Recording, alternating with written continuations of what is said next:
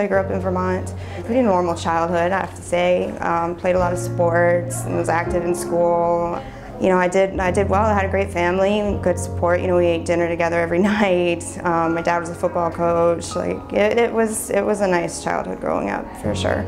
In my teen years, I started getting a little insecure about who I was and you know, not fitting in, and kind of started hanging out with the wrong crowd. So that ended up spiraling out of control, definitely in college. I was always drinking heavily there, not doing as well as I could have done, but I did graduate, and probably about 10 years ago was when things started kind of getting out of hand for me.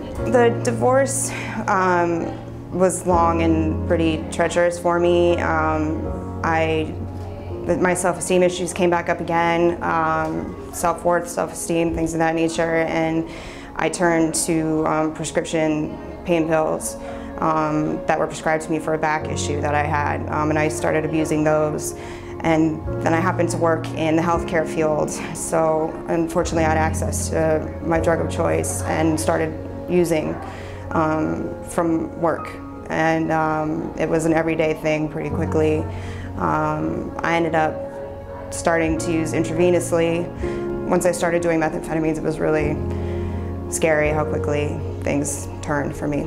Inevitably, the drugs took over just my entire life. Every waking minute I couldn't, you know, be without it, and I exhausted all my financial resources purchasing it, and then started stealing to support my habit. Getting arrested saved my life, literally saved my life. I overdosed not 2 days before I got arrested.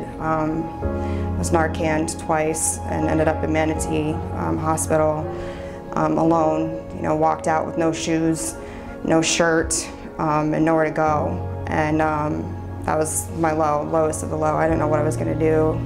I got arrested the next day, and I've been here ever since. For me, this has been a blessing being in this pod. I'll have 7 months clean next week. It's the longest I've had clean in 10 years.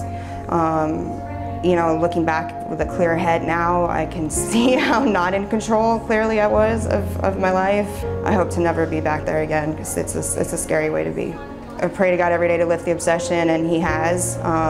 And now it's time to work on me. It's time to, you know, do the hard work. So it's good though. It's really cool to see the progress, just this little baby steps, you know, but it's really neat to see the body kind of regenerating itself, and my mind's clearing up, and me having a little more empathy for myself and for other people, and working on that relationship with my family again, and that meaning the world to me, and you know, being able to recognize that yes, I'm going to have some deficits for, you know, up to a year or more, but that's okay, that it's all part of the process, and there is a light at the end of the tunnel.